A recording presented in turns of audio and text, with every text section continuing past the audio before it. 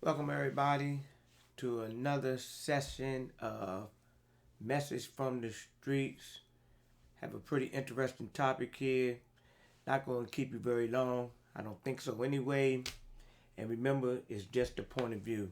The question of the hour is, what is racist, so-called white America afraid of? You know, I asked a few people this question today. People had various answers, but I already knew the answer. And I'm just going to bring it straight forth to you this evening. Racist, white, nationalist America is afraid of change. And if it was possible, these people that are anti so-called blacks, anti other nationality, and pro so-called white, if they could, they would have the same operations going on that their forefathers had. And that is their position. And when they make opposition to the development and advancement of people that's trying to live in harmony, people that's trying to raise above the madness of racist America.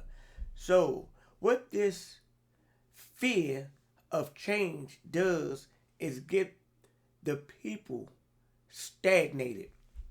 Many racist so-called white Americans are stagnated. They're stuck in time. They're living out the lies of their foreparents in their minds. It is in their DNA. Some of them have been taught by their own parents the continuous lie of the supremacy ideology. And what needs to happen is that they need to admit that they were in error. Because if they don't admit, like any other thing, no confession means no growth.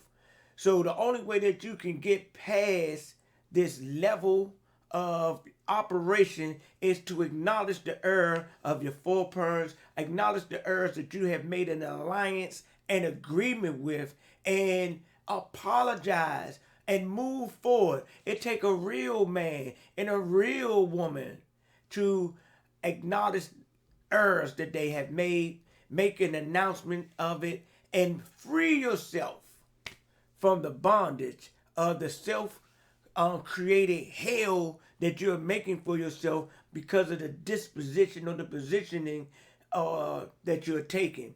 So by racist white America or so-called white America taking this particular stand to oppose people of color, African Americans, so-called black people, and other people of other nationalities, because racism is a state of ignorance and a indoctrination that has poisoned the minds of those who embrace it and exercise it. May it be the Germans from World War II. May it be the eugenics promoters. May it be racist white America that Brother Minister Malcolm X identified as the Dixiecrat, who are the modern day Democrats.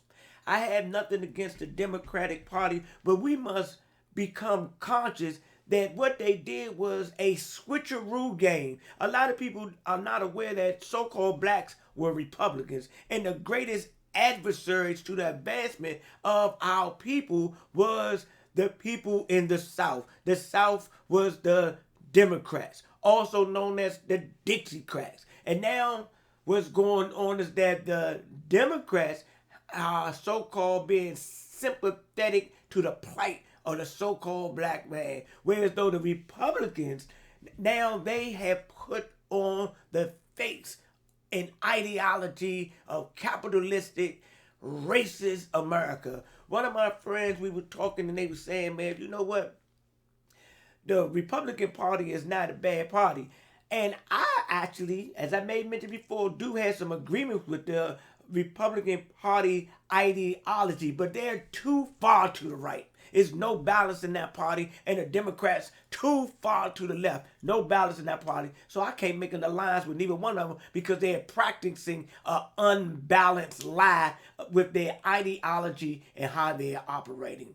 Yet, the Republicans of this day, I had to tell my friend, is that within that group that support the Republican Party are the majority, 90+% of the racist so-called Caucasian Americans in the country support the Republican Party. And if you can dispute that, I would like to see the statistics and stats. But I know you can't because it's evident. Republican Party is supported by the good old boys, the Dixie Boys, the Proud Boys, the Confederate flag wavers. They are Republicans in this day and time. And some so-called blacks that have made alliance with this party, they try to act like that's not going on, or they don't acknowledge it, but they look past it because of their dissatisfaction with the Democratic Party.